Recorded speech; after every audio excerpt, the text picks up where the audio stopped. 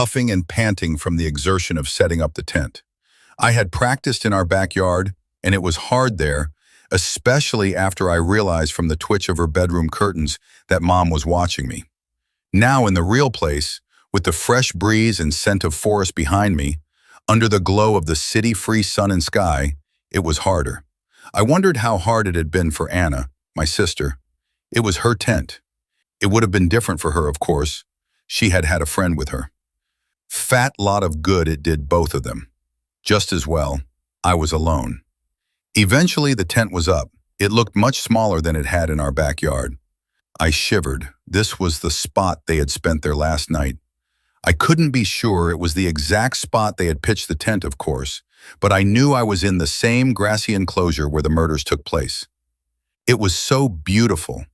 The newspapers describing it as a paradisical ring of grass had not been exaggerating. Now, cupping the late afternoon mountain sun, the shadows not yet lengthening, it was brimming with gold light. And it was so very hard to believe anything terrible had happened here. I was alone, which was gratifying, just like the night Anna and her friend were murdered. It was the Appalachian Trail after all. Usually there would be other people, but that particular summer evening there was no one else. But this was the AT. You met up with people, then fell apart, then met up again. The tent smelled from being bundled in the basement for 10 years, but the woodsy air would soon take care of that. I stepped back and looked proudly at my handiwork, and then peered closer. Were those bloodstains on the canvas? I blinked, and for the first time since I had started the hike, felt a slight shiver of fear deep in my heart. I had imagined this tent so much growing up, and I knew I must be confusing reality with imagined memories. Everything had been cleaned.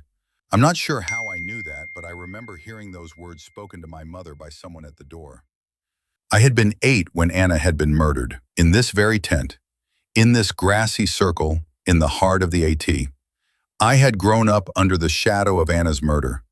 For the longest while, I didn't understand what happened, just that there was no Anna, whom I didn't see much of anyway due to the age difference and her outdoorsy interests. I had a clear, sharp memory of her. She had stepped in to break up some neighborhood kids who were bothering me, and I remember looking up at her as she yelled at the kids to get lost. Her hair and eyes and face so clear, glowing against the backdrop of houses and tame city trees.